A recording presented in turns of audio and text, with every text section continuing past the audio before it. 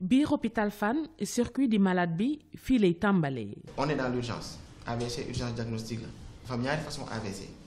ischémie ak hémorragie bii dafa nàcc bii dafa fatt mooy vaisseau yi la ñuy wax sidit yi yóbbu deret bu fattee mooy ischémie bu nàccee mooy hémorragie dans 70 à 80% des cas ischémie la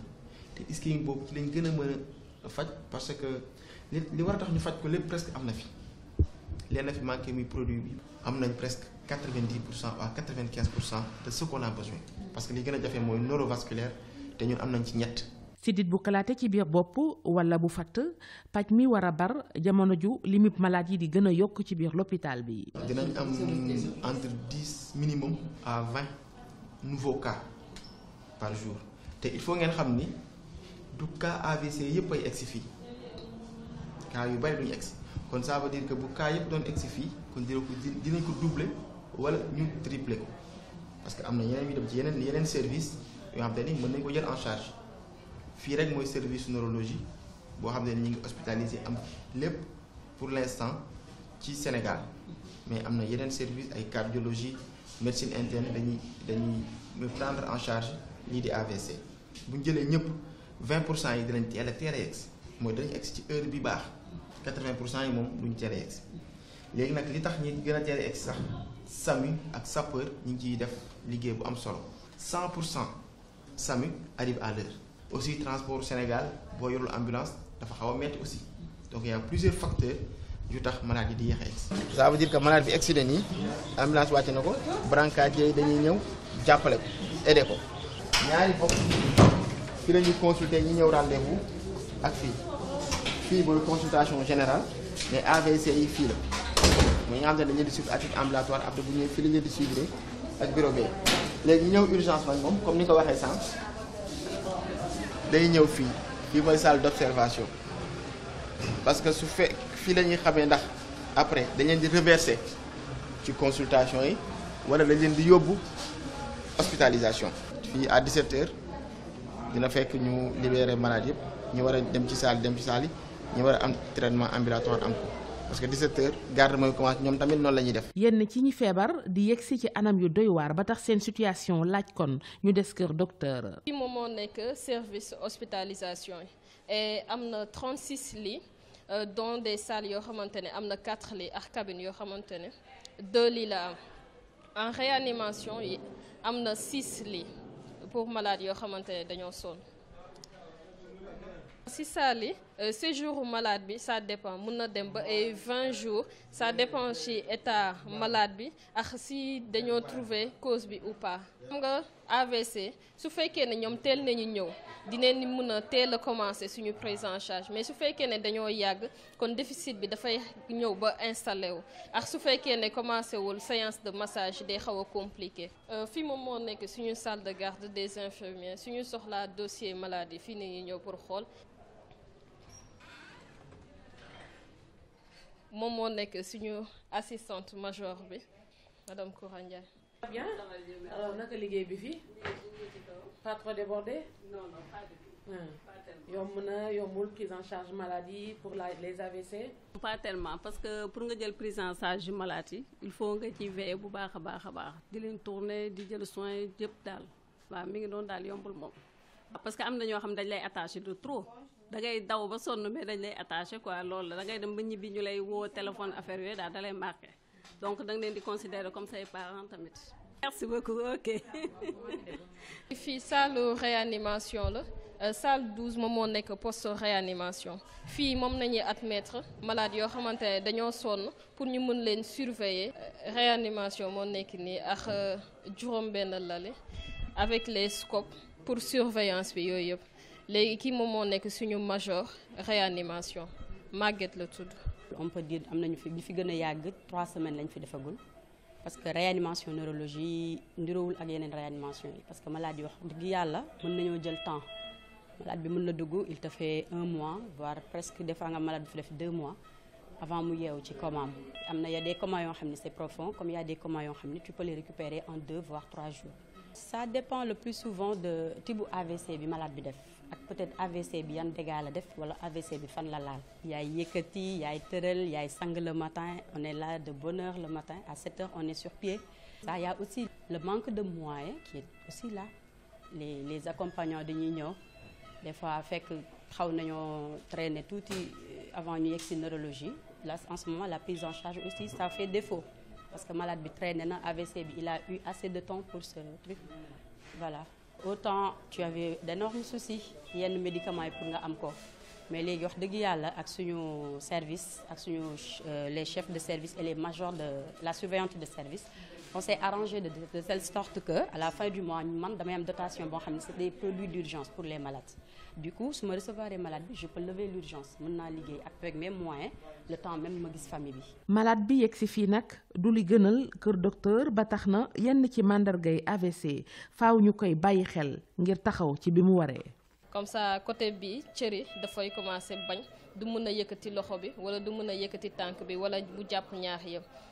dafa doon wax jékki-jékki mënatul wax am difficulté pour articuler wala jékki-jékki gémmiñ bi demee benn côté mais d'habitude am na ay signes yoo xamante ne dafay tuuti loolu accompagnant bi rek moo ko mën a remarquer. En fait crampe yi ñuy wax noonu dafa mel ni comme dañuy wax ne côté bi dafa commencer di bañ. eggagul ci déficit boo xamante ne dafa complet dafa commencé di bañ nànk-nànk d'habitude signes yooyu su ko amee rek mën na ñëw directement à l'hôpital pour ñu xool lan la. téeméeri AVC yoo jël juróom-ñeent fukk yi jàpp nañu ni kon lii moo ko waral tension diabète graisse bu bari ci biir yaram toogaay bu ëpp tux mu bari naan sàngara jaase di ñu nettali li ci waajuram dund. ma yaay laa fi andi woon pour rendez-vous quoi rendez-vous la fi ñëw def si parce que affaire bi da ko daaneloon am na léegi presque un mois. dafa doon dem suñu benn kër ndijaay xaw a miir foofu bëgg a daanu mais malheureusement jotul daanu am ñu ko jàppale après woosuñu ñu jël ko yóbbu ko hôpital bi mu ñëwee hôpital après gars yi ci lañ xool ne affaire bi dafa def début AVC. ni ñu bari feebar bi tiital ko kon. sa AVC bi doy na waar ni muy propagé ci dëkk bi doy na waar trop xale yu ndaw doo comprendre daal doo comprendre da ngay gis nit jékki-jékki mu demee benn côté dootul mën a wax dootul mën a dox. ko wax ñu ne AVC doy na waar daal doy na waar trop. lekk bi tamit am na ci facteur daal am na ci facteur lekk bi moom am na ci facteur trop parce que gars yi ñu ngi lekk doo xam looy lekk doo comprendre daal quoi man mi sama bopp sax man ci tànku bàyyi lekk ceeb laa jëm nii. prise en charge bi di boole spécialiste yu bari urgentiste bi neurologue radiologue waaye it kii di kinésithérapeute. alors fii ci service bi li ñuy gis ci AVC dina dem ba 40% ci. maladies yi fi yegg si donc moo ëpp ci suñu activité la ñuy wax. gis nañ ne at yi AVC lu muy laal ci ay jeunes dafa gën a yokku par rapport ak li ñu faraloon di am. rééducation après AVC di jël temps li ñu ciy séentu fexe ba nit ki delluwaat kon ci ni mu meloon mu di liggéey bu jafe. récupération 100% nag après AVC lu jafe la am na. ñi def AVC boo xamante ne dañ koy tuddee ci nasaraan AIT accident ischémique transitoire ñooñu dañuy récupérer complètement des fois sax duñu soxla def massage l'heure suivante ñoom dañuy récupérer am ñi def lu ñuy woowee accident vasculaire ischémique rapidement régressif ñooñu aussi dañuy récupérer mais souvent dañuy garder à séquelle li ëpp après AVC daal boo amul chance dëgg di nga garder séquelle bi nekk ci tànk bi wala mu nekk ci loxo bi wala mu nekk ci xel mi puisque ñoom itam dañuy fàtte ñun ay rééducation classique la ñuy def fii kinésithérapeute yi ñoo koy def donc dañuy utiliser activité physique ñoom la ñuy utiliser di mobiliser membres yi di jéem a taxawloo patients yi di leen surveiller di liggéey équilibre bi liggéey dox bi ak liggéey téye bi donc yooyu lañ fiy def. xeeti exercice yi bokk ci li ñu jàpp ni war na ko mën a dimbali. table de verticalisation bi moo ñuy permettre ñu mën a taxawal malade bi parce que xam nga ni ku def AVC en général hospitalisation lay jóge te hospitalisation bi parfois mën na yàgg comme mën na bañ a yàgg mais quoi qu'il en soit dafay alité dafa tëdd lu yàgg ci kaw lal donc bu mu ñëwee li ñuy njëkk a def mooy ñu jéem ko taxawal mais taxawal bi c'est progressif doo ñëw rek taxawal koo xamante ni tëdd na pendant peut-être ay jours wala peut-être quelques mois nga naan yaa ngi koy taxawal d'un coup. première fois bi bu ñëwee voilà première fois bi bu ñëwee doo ñëw rek taxawal ko da ngay defagum inclinaison bi di yéegal en fonction de muy évoluer ba nga xamante ni léegi malade bi dina mën a taxaw entièrement su demee ba nga xamante ni malade bi dina mën a taxaw entièrement comme ni voilà léegi en ce moment mën nga jàll ci verticalisation manuelle ba la ñuy woowee standing. ki mënul dara ba mënul dara kooku la ñuy jiitale fee mais ki nga xamante ne mën na jóg wala mën na jàpp tuuti sa pour kii kooku fii lañ koy andi ñu taxawal ko donc suñ ko taxawalee lii mooy nekk barrière de protection bi pour mën na taxaw voilà léegi taxaw boobu muy taxaw nag day renforcer en même temps tànk yi pour comme ça ñu mën ko préparer ci dox beeg yooyu ni mu taxawee nii aussi am na possibilité ñu mën ko defaral yeneen affaire yu bari bari yi ay moyens de traitement yu bari yi ñu ko mën a defaral ci taxaw bi. là bu demee ba nga xamante ni mën na malade bi mën na lii dañ koy kii pour mu travailler loxo bi di ko yëkkati d'accord au fur et à mesure ngay def résistance malade bi di travailler loxo bi. marche bi fii lañ koy jàngee ak malade bi dans les barres parallèles. ba pour aider malade bi mu jàng di jóge ci position assise dem ci position taxaw donc du coup beneen appareil bu mel noonu a ngi fa léegi parfois di nga gis ci AVC aussi mu jàpp kanam gi donc miroir benn par exemple ngeen di gis ça permet de travailler kanam gi. Voilà un déjà des appareils sur lesquels nous pouvons travailler la préhension jàpp bi mais aussi en dehors de la prévention élévation loxo bi donc c'est des appareils yoo xamante ni sunu menuisier yi nekk fii Sénégal mën nañ ko defar c'est simple service boo dem pratiquement di nga ko fa fekk pour travailler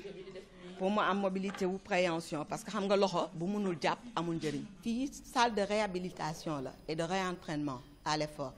donc suñu demee ba nga xamante ni malade bi muy commencer récupérer bu baax hémiplégie bi dañ koy teg ci ay vélo dañ koy teg ci ay tapis de marche y a les escaliers yoo xamante ne pour mu jàngaat marche bi yooyu yëpp ça nous permet vraiment de retravailler le patient. fii c'est vraiment le réentraînement on le prépare à retourner dans la vie active. capacité de récupération bi nag tënku ci ponk yu bari laata nit ki di dellu nawoon fa woon. am na benn étude boo xamante ne def nañ ko ci dox bi ñi def AVC ba pare nu ñuy doxee après 6 mois de l'AVC et gis nañ ci gëstu boobu ne résultat yi ñu ci am vitesse su dox bi nu ñuy doxee amul différence bu bëri par rapport ak li xew Europe donc ça veut dire que même ak kiné classique bi am nañ ay résultats ci membre inférieur alors pour loxo bi nag la fi gën a jafe parce que loxo bi mooy li ma la wax donc AVC bu ëpp loxo bi lay gën a laal kooku benn la te boo defee AVC loxo bi dafa gaaw ci complication nga am arthrose def AVC loolu dafay bokk ci di wàññi compliqué situation bi nga def AVC am douleuru loxo bi loolu dafay bokk ci aussi liy compliqué situation mais globalement daal ci tànk bi moom résultats yi sont satisfaisants. message bi may lancé c'est surtout pour wax nit ñi AVC c'est vrai que feebar bu métti la parce que séquelles yi muy bàyyi dafa métti mais suñ ko teelee jël en charge on peut avoir des récupérations extraordinaires am nañ fi ay malades yu defoon AVC tey bu ñuy dox kenn du xam ne am nañ AVC donc c'est des choses yoo xamante ni c'est possible rien n'est impossible mais dañoo teel a ñëw loolu mooy avantage bi ki teel a ñëw ni muy récupérer ak ki yéex a ñëw